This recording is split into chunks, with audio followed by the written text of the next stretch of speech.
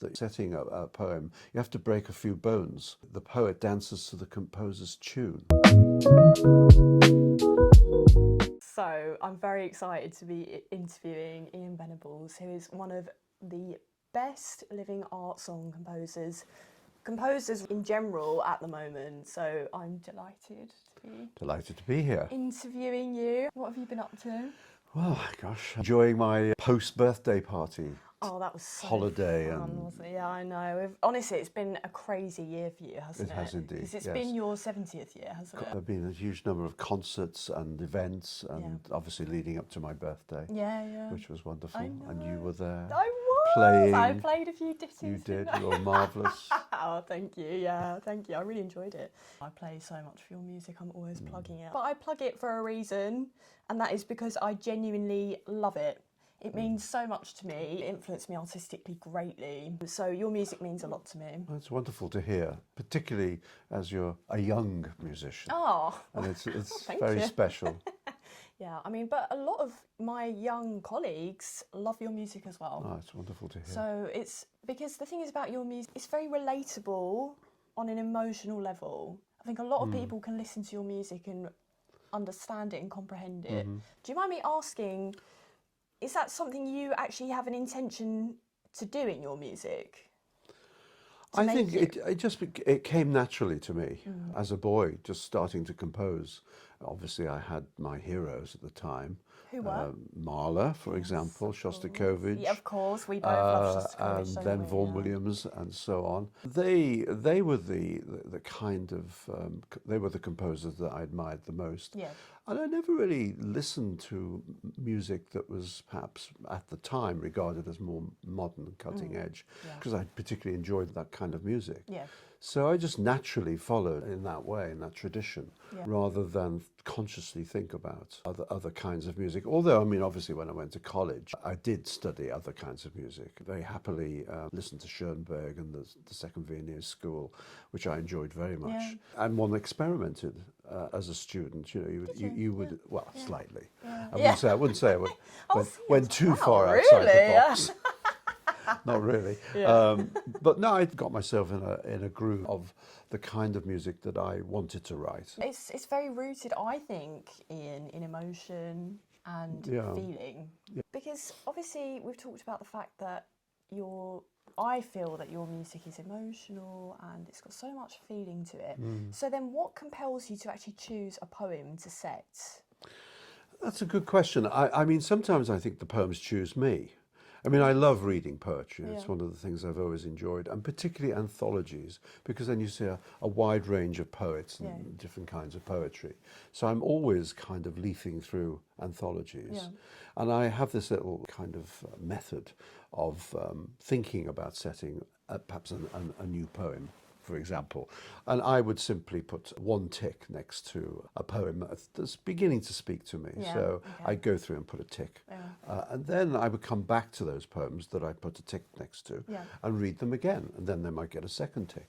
Oh, so it's, so- what? There's a whole process. There is actually, yes. Oh, wow. Okay, yeah, okay. So there's a whole, you go back and check. I do.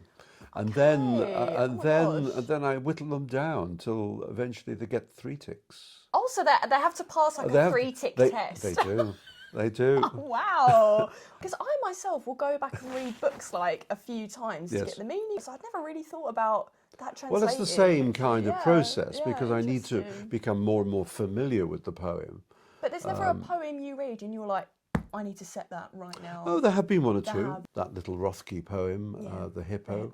I thought, I've got to set that. Oh, you loved it. Because wow. it's so immediate and it's very short. With the longer poems, you have to be more, more considered to make sure you've got it right, that is the right poem to set. And of course, it depends on what I'm doing, whether I'm writing a cycle that has some kind of thematic unity going through the cycle, or maybe it's by the same poet. So there are other factors that come into choosing a particular poem to set. I was about to ask you, how do you choose stuff to put together for a cycle? So it's a narrative theme thing, would There you can say? be. I've always, particularly with the larger cycles, I have to think structurally because one needs contrast through a cycle. Yeah. And I've often thought, certainly with, say, Songs of Eternity and Sorrow, where I was thinking more symphonically in terms of a four-movement structure, as a symphony might be structured. So I would have a dramatic first movement or first setting, which was, of course, East AM. And then I think, well, I'd need a little kind of lighter intermezzo, and that's the second one. And then maybe a fast alternating scherzo that may create a lot of contrast. And then finally, I ended that particular cycle with a slow movement. Yeah.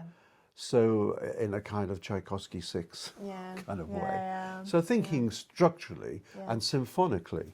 So that's one way. As I've written more cycles, I've started to see it slightly more differently. So I then moved into a 5 songs setting, where the middle song is the keystone with 2 either side. I didn't So know that. I'm structurally thinking in different ways. Interesting. Okay. So I'm then deciding that the middle song has to be the most important song in the cycle. You heard it here first. I've been playing a lot of your music. I didn't know that. That's fascinating. Well, it's something. I'm sure other composers do exactly the same when they're thinking of cycles. So it's not just a thematic thing, it's also a musical thing as well. But theme through the cycle, again, are very important. I mean, the latest cycle, one of my recent cycles, Out of the Shadows, I was exploring sexuality and male love, and therefore, again, I ended up with 6 songs in that cycle, which is very unusual. It ends up with 2 scherzos because I needed contrast again. Otherwise, people get bored. Not true with your music, but go on. So this is the thing, you get all these great singers and, pianists and other instrumentalists coming to your music. And of course, as you know, so much of my work is with singers. Yes. And that's my passion, that's my love. I would be very interested to know, what do you look for when singers are interpreting your songs? What to you makes you think, wow, even in not your own songs, gosh, that's a really great artist? It's a very good question. Many years ago, I was working with a singer whom I hadn't met before. When we first met, the very first thing she said to me is, what is this poem about? And so we started talking about the poem that she was about to sing, the setting. And that impressed me, because here is a singer who's saying the poem comes first. Everything comes from the poem. And therefore the singer is interpreting this poem, obviously and the music, of course, but the singer needs to understand the poem really well to understand where the emotional moments are through the psychological or emotional narrative of the setting. This particular singer recognized those moments, and that's what I think I'm looking for in a singer interpreting my music for the first time, my songs. How well do they understand the poem? Yeah, I completely agree, because I myself, as a pianist, always think the way even a singer approaches the language will actually then affect my playing, because I'll be thinking, how am I going to pedal here? How am I going to balance the chord here to bring that word out that, oh, this is interesting. I hadn't thought that word was maybe as important as it is, but they're bringing it out in a way that's making me rethink my own interpretation. So now how will I balance the chord? So it's very, that's the interesting thing about art song and lieder in general. I think everyone just becomes one thing, including the audience as well. Which is something I love. But when I go and watch an art song concert, I as well feel if they have a beautiful voice, lovely, but that should just be a given factor. I actually think I want to see how are they interpreting the words. Yes, I've done workshops with young singers, and I am surprised by how little they know about the poems that they're singing. I know. It's remarkable. I remember a young guy singing Silent Noon, and I said, well, what's the poem about? I had no idea. So they get wrapped up, I think, often in the sound that they are making. I suppose it's understandable, because you're under so much pressure when you're at music conservatoire to be so technically perfect. Yes. But then I feel it can really be at the expense of what I think is the most important element of all of any music, and that's moving someone. Yes, absolutely. And having said that, of course, the other quality is that they take note of what's on the score. Yeah. I mean, rather than ignoring my markings. I mean, that's a given in a sense. That they have studied the song and they know in terms of the markings I've given what I'm expecting. But do you like people to stay strictly to your markings? Or do you like a bit of I think that's the flexibility? template for me. I mean, they don't have to. I think once they've got that in place, then yes, they can maneuver around. They Yeah. can then bring their own thoughts to their interpretation at that point. Yeah. They need to understand what's already on the page first. Because there's been times where I've been playing your music and I do feel I take some artistic flexibility. Not that I've noticed. But you like, yeah. You seem to like it, I hope. I do. I'm often surprised. I think it is wonderful when, once you've got the music in your bones and you know exactly what it is about, have the freedom to do different things with it. I'm often pleasantly surprised, really. Yeah. And sometimes I think, wow, I haven't really thought about that. Yeah, I know. And that's a wonderful thing for a composer to have. It's a performing art at the end of the day. It's a living art form. And you will bring things to the music as you do. And there are wonderful moments and things that I didn't, that works. But sometimes with others, liberties are taken. Tempo is, for me, very important. And I'm very careful about putting metronome markings on. Yeah, you are. You can go away from it within reason. But you're right, it has to be, for me, established well. Because so much of your music, especially the more slow music, it's actually such a balancing act. And it really does rely, I think sometimes, on your music being taken at a more measured tempo to get all the emotion into it. I don't know if you would agree with that. I do. Not. Yeah. I do. There is a problem I find with many musicians, young musicians, they find it difficult to go slower. To go slowly. They really do. So they tend to drive things more. Yeah. And that's something that's happened, I think, in the last 30, 40 years. In general. In general, Interesting. musical terms. It's not just singers or pianists, it's conductors as well. There's this obsession with... yeah, there is. I know people are constantly saying that to me when I was studying, because I was always the other way. Yes. Everyone was always going very fast, and I was always so held back, absolutely. you know. And everyone would always be like, you need to go faster. And I'm like, I don't want to. So now I've asked you about the singers. Yes. What do you look for when a pianist interprets your art songs? I'm really curious to know that. Well, I've Asking always... for a friend. I've always been of the opinion that it's a duo. Songs for piano and voice are duos. And this interplay, the relationship you have between the singer and the pianist is absolutely essential. You are as important as the singer as far as I'm concerned. Agreed. And that's why my piano accompaniments are very detailed and you follow it very closely, which I'm very pleased about. Oh, cool. I'm looking for a great deal in the pianist, in fact, in a sense, because they really are part of the totality of the musical experience. Well, you quite literally create even the weather and stuff like this particular song. One of my favourite songs is Soft Rain. Yes. From the Pine Bells Pals music. The opening. It's a very intricate accompaniment. It is. It's quite delicate. tricky. It's delicate. It's hard because it's crossy and up and down, but it's PP, and it's got to sound like it's very, very soft. So it is actually technically quite tricky to get that I'm sure. colour. The poetry's by Ivor Gurney. He's looking out through the asylum window. It's still got that rain dark is colour. tapping on the pane. Yeah, it's very interesting the way you set it, because it's got the dark colour of that asylum, but it's still got those pings of the drops of the water. Thank you. Yes, I find it very interesting. Because the accompaniments there to create not only the mood but the colours, as you've said, suggested the images, and they're very important. I personally am of the opinion that no matter how good you are as a singer, your pianist can completely and utterly make or break your performance. I think singers should be really careful who they're picking, because if you don't have someone who really understands properly playing with singers and breathing with singers and everything else, you can be the best singer,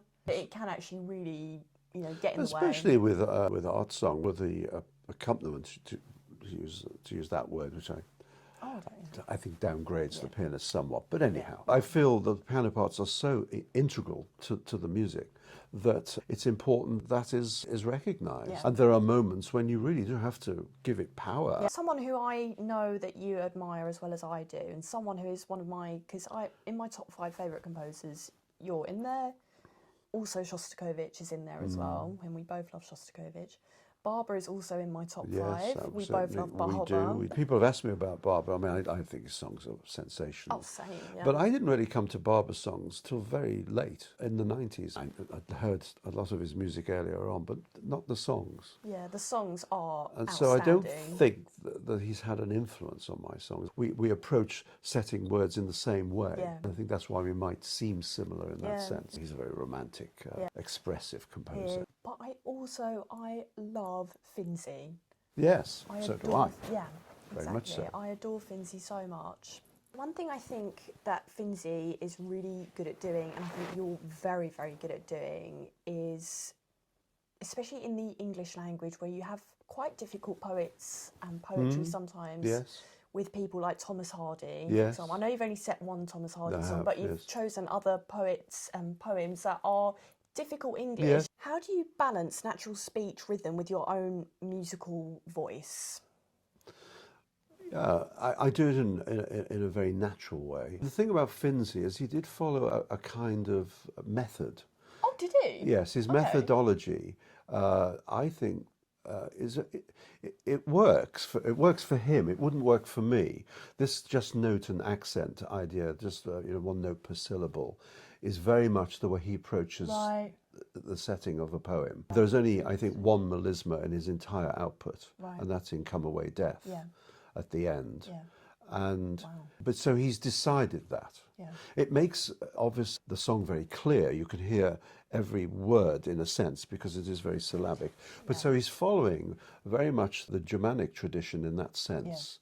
Whereas Vaughan Williams, for example, and we kind of follow partly a syllabic system, but we also are very happy to use melisma when necessary. For me, it's a more natural way of setting words. And Gurney does the same. I think it's a bit of a throwback to the Elizabethans.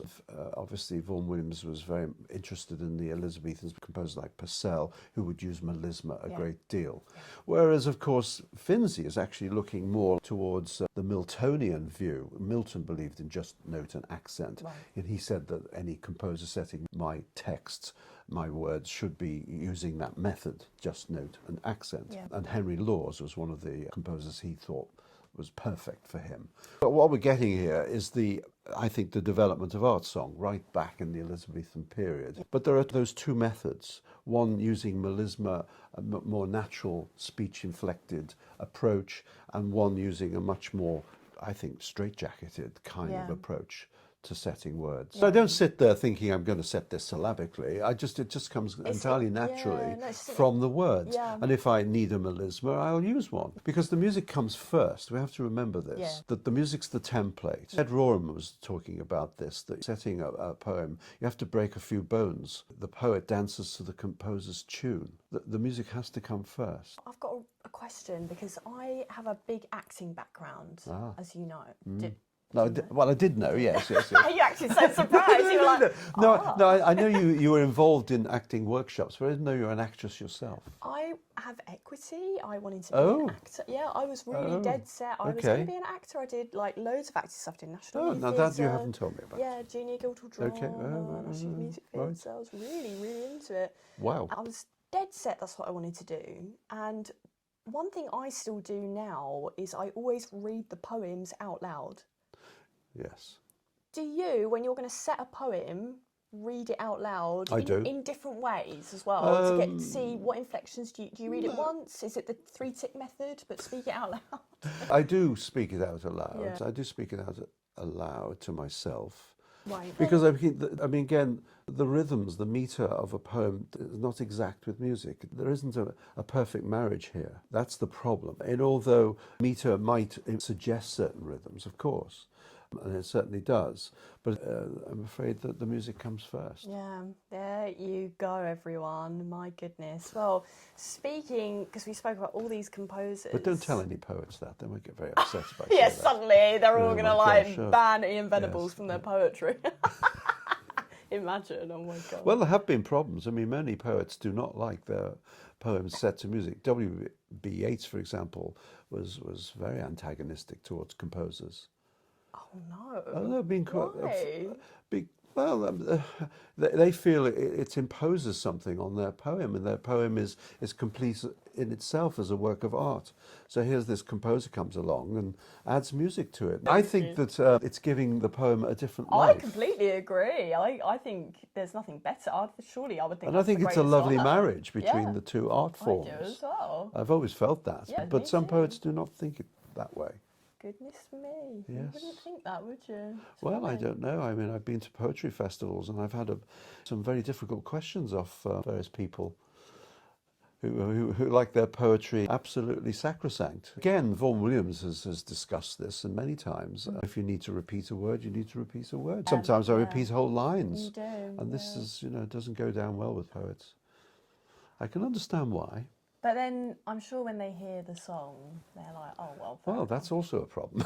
Because a lot of poets are just totally unmusical. Tennyson had no idea about music. In fact, he only went along to the operas to have a look at the libretto. It's funny, though, because people set his poems a lot. Oh, they're wonderful poems to People like set. setting his Yes, his they did. poems. And Houseman was very just into vaudeville kind of music hall music. So he didn't really get classical music at all. And I think that tradition's carried on. So talking about all these great composers, you are the chairman of the Ivor Gurney Society. Indeed. And you know I love Gurney's music. That is in fact how we met. Yes. Because I put on a concert of Ivor Gurney's music with my absolutely wonderful colleague Rachel Roper. We had a beautiful multimedia film. And It was brilliant. oh, thank you. Yeah, because you came to watch. I did. And that's how we met. That's how we met. What is your love and draw and interest in Gurney? What do you think needs to get out a bit more about him and his music?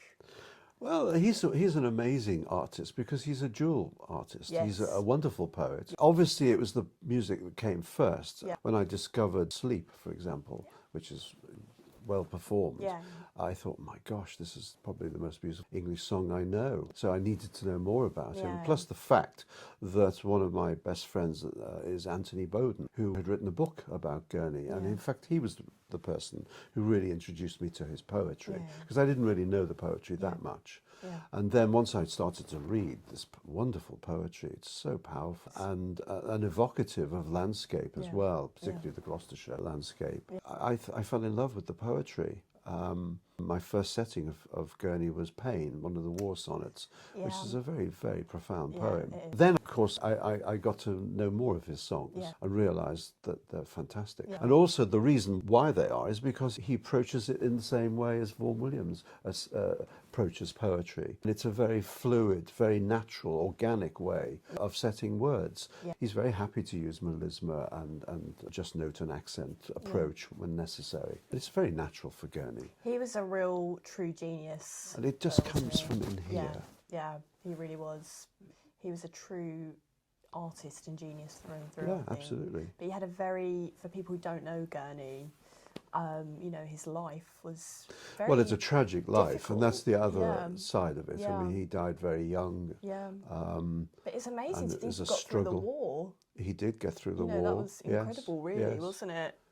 But when you look at his output, given how, there only really 20 years or more of actual composition, over 300 songs, numerous chamber pieces and so on, orchestral pieces. All the poetry is currently being catalogued.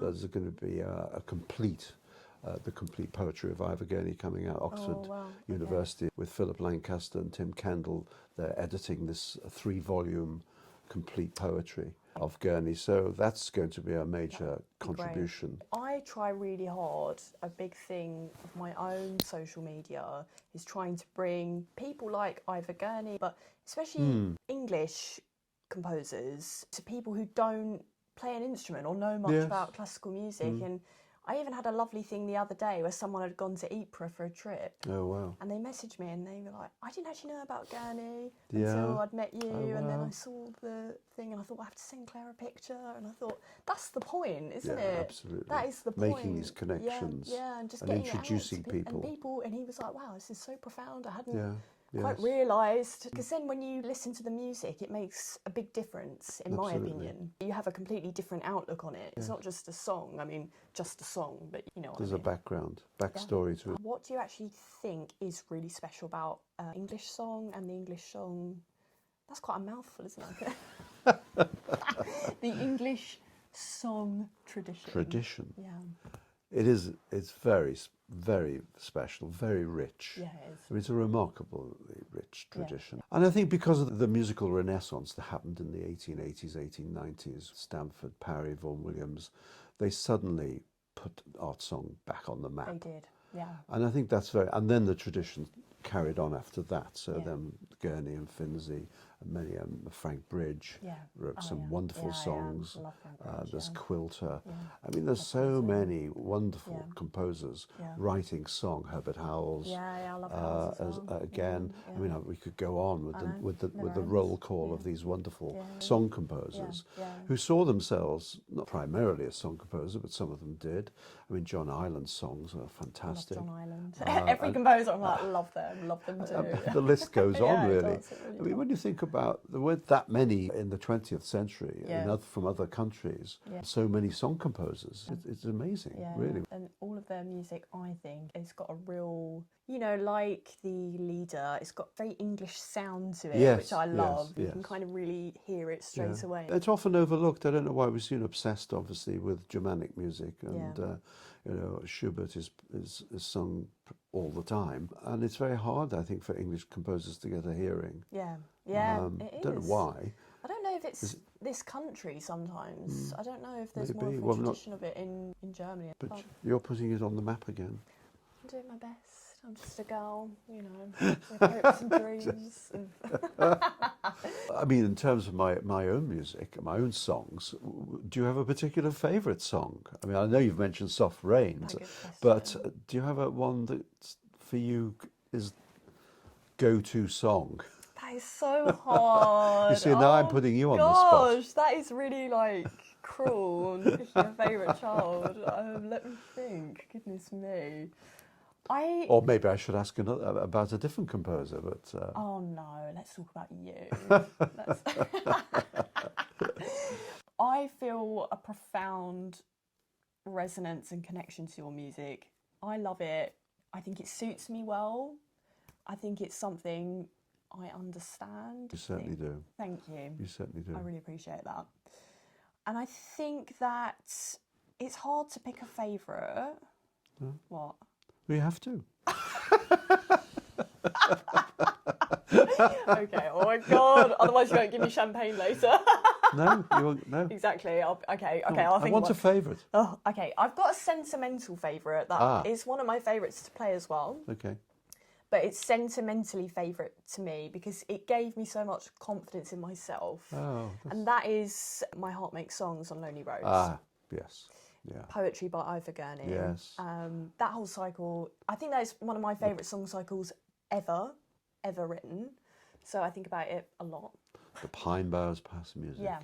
It's an amazing cycle. Yeah. It's 3 poems by Ivor Gurney and then a poem by Leonard Clark. Leonard Clark. Yeah. And that is one of the best piano postludes. Well, that gives you something to do, doesn't it? Yeah, love that. It's all the beautiful bells. It's all gorgeous, the bells of the cathedral. Stunning. It's absolutely stunning.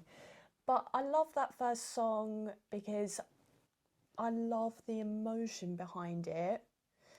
And I feel when I heard that song, honestly, it was like life-changing for me. I'm not being dramatic, but it really was that and hearing Songs of Travel for the first time and marvellous. A Young Man's Exhortation by Finzi. Fantastic. Those 3 were 3 seriously game-changing moments for my career and what I wanted to artistically focus on. And that first song in the Pine Boughs particularly, I remember hearing it. It was unbelievable. And I remember I played it in an English song competition and I subsequently won that competition. And the judge said it was on that song. Gosh. Because we gave such an emotional rendition. And that then, because at that time, I was so new to classical music and I think I was really unsure of myself and quite unconfident in myself just because I really felt from a very different background from everyone else. You know, everyone's been studying since they were really young. I've come into it very late. I felt that song then and then winning it gave me such a huge amount of confidence in what I was doing. And then I had always kept your music in my mind and like playing it, but I never had the courage to reach out Well, I'm glad you did. So I'm glad I really did. glad I'm you did. so happy that I did. Okay, silly question. Do. This is where everyone gets stumped. It's so funny. Everyone will come out with these incredible answers and then suddenly they're like, I can't possibly answer. So I had a long drive down here to Worcester today. I got stuck in a lot of traffic. I turned up a bit frazzled, didn't I? You did. So my question would be, what is your favourite snack to get when you are on the motorway and you've had a long drive and you stop at the services and you're I'm gonna get a snack. What would it be? A flapjack. A That is rude. A flapjack. Yes. Yes. That's funny because I looked at a flapjack today and I was like, I love them. I love flapjacks too. Do you like the ones with the chocolate on? Yes. Yes, I thought what, you from might. M&S? Yes, Yeah, or yeah. Oh my god, a flapjack for a snack though. That's more of a breakfast, isn't it? well, I'm usually stopping on the motorway for a coffee, so True, not to eat. I tend not to eat on a motorway. Oh really? A service Yeah. station. Oh god, yeah. But I always drop in for a coffee. Yes, flapjack. There you go. Flapjack. That's a good one, isn't it? What do you think? Because I'm very like I try and eat quite healthy. Yes. As you know, I'm quite. Yes. I Well. say that now. I'll have a load of champagne tonight. So, but I'm thinking, what do I normally have? I'm a crisps girl through and through. Really? Yeah. Ah, we have plenty of crisps for later. Perfect. We can have a few of those tonight. But I would just definitely get loads of crisps, salty popcorn, Okay. anything like pretzels. No, I don't like any of these things really. Crisps I don't mind, but I wouldn't normally buy a packet of crisps. Oh really? No, Oh, no. I love me and my No, dad. not will always really. get I like crisps. crisps when I'm having a glass of wine or something. Okay, it's got to be the right conditions for the crisps. Absolutely, yes. I don't just stop at the service station for a bag of crisps. God. And on that note, thank you so much.